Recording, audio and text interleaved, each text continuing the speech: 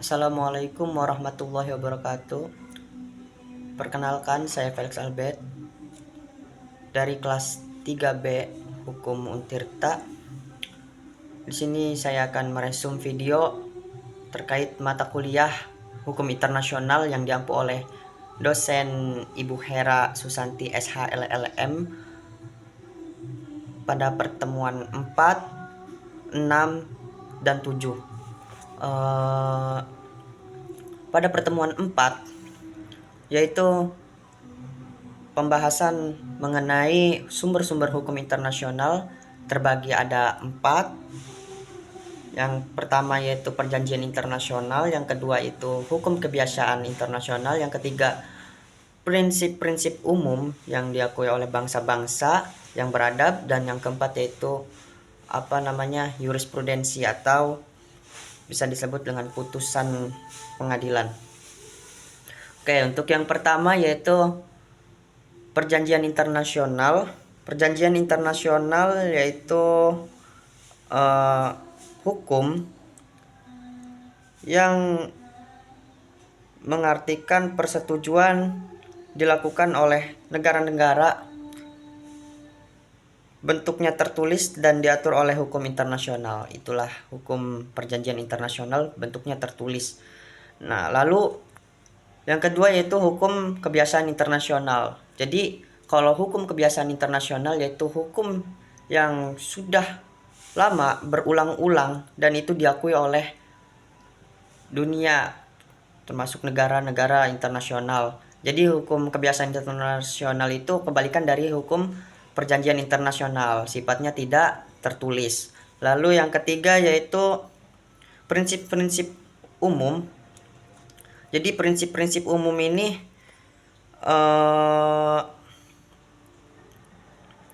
merupakan kesepakatan negara-negara. Itulah prinsip-prinsip umum, termasuk dalam pidana, perdata, ataupun sebagainya dalam dunia internasional. Lalu yang keempat yaitu putusan pengadilan atau jurisprudensi, yang dimana jurisprudensi ini adalah sebagai sumber hukum tambahan, lalu untuk memperkuat sumber hukum yang di atasnya atau yang sebelumnya, seperti itu. Berlanjut kepada pertemuan kelima yaitu membahas mengenai sumber hukum internasional.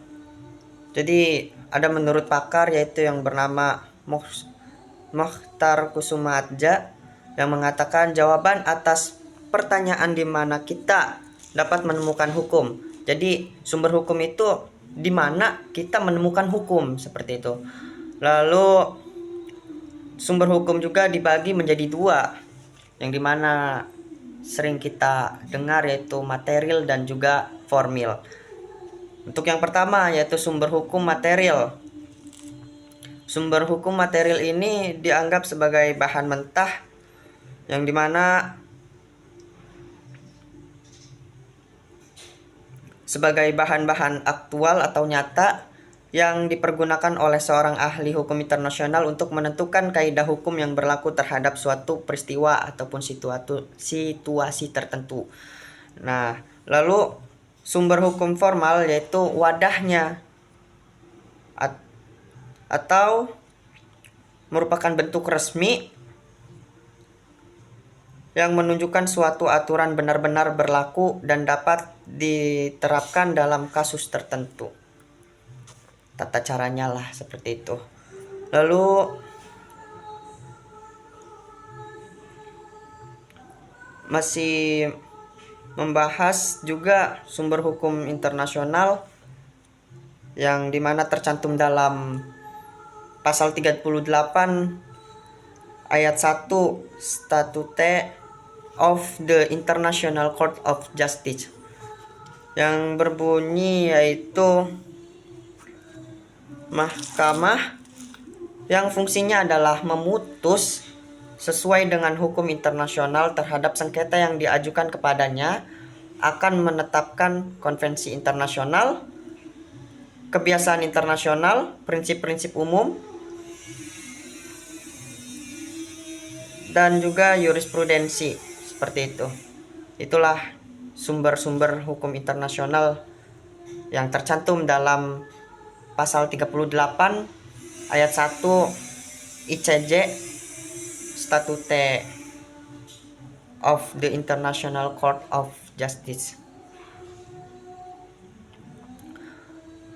Pada Statute of the International Court of Justice juga terbagi dalam berapa bab ya? 5 bab. Yang pertama mengenai Organization of the Court dari pasal 2 sampai pasal 33. Yang kedua yaitu mengenai Competency of the Court pasal 34 sampai 38. Lalu bab ketiga yaitu prosedur. Yang bab 4 yaitu mengenai advisory opinions, dan yang bab kelima yaitu amandemen. Lalu beralih kepada pertemuan ketujuh, belum lama kemarin online presentasi kelompok yang pertama yaitu mengenai subjek-subjek hukum internasional, dan kelompok satunya lagi yaitu yang dibawakan oleh Nabil yaitu tentang pengakuan dalam hukum internasional. Jadi satu dulu subjek hukum internasional, yaitu ada beberapa takmun yang paling mencolok dalam subjek internasional yaitu negara. Lalu tidak hanya negara, semakin meluas pengertian subjek internasional yang sudah berada gitu, termasuk organisasi internasional, Tahta Suci Vatikan, organisasi pembebasan, individu udah mulai termasuk, karena individu juga kemarin yang saya ingat yaitu dapat dimintakan pertanggungjawaban dalam hukum internasional seperti itu. Lalu organisasi internasional non negara atau non pemerintahan. Beralih lagi kepada materi selanjutnya itu pengakuan dalam hukum internasional. Pengakuan dalam hukum internasional itu adalah suatu negara menyatakan menerima keberadaan negara. Itulah definisi dari pengakuan. Lalu manfaatnya yaitu dari pengakuan dalam hukum internasional memperjelas kedudukan hukum internasional terhadap suatu entitas, itu suatu negara, lalu membuka jalan hubungan diplomatik dan kerjasama internasional, dan yang ketiga yaitu memberi akses pada hak serta kewajiban internasional. Nah, pengakuan terhadap negara baru itu ada 3 teori. Yang pertama yaitu teori deklaratif, yang dimana negara sudah ada jika memenuhi syarat objektif seperti itu. Ya, syarat objektif itu seperti wilayah, pemerintahan seperti itu. Lalu 2 yaitu teori konstitutif, yaitu yang dimana negara dianggap hanya jika diakui oleh negara lain. Ada pengakuan dari negara lain, suatu negara itu harus diakui baru itu dianggap negara oleh negara lain.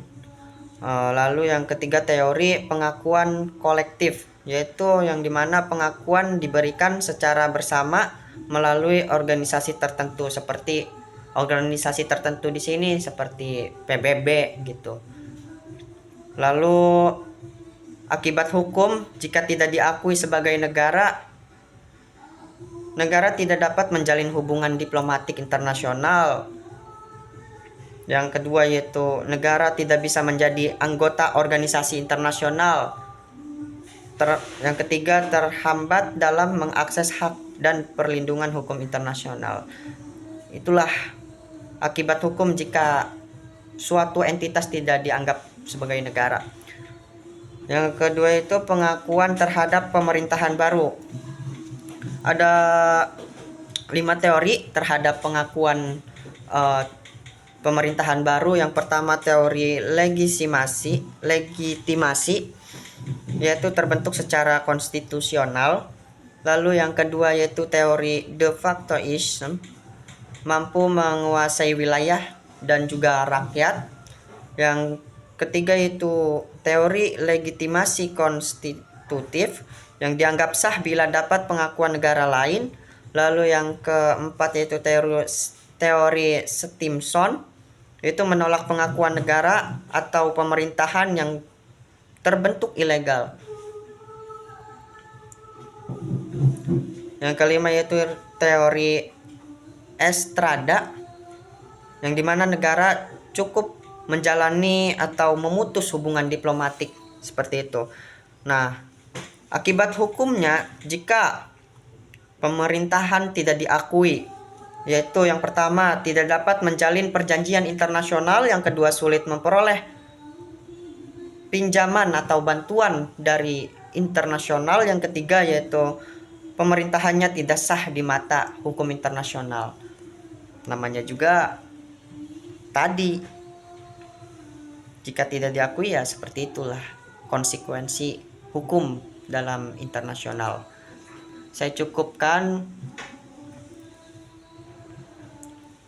dengan doa kafaratul masjid. Subhanakallahumma wa bihamdika Subhanakallahumma wa bihamdika asyhadu an la ilaha illa anta astaghfiruka wa atubu ilaik. Wassalamualaikum warahmatullahi wabarakatuh.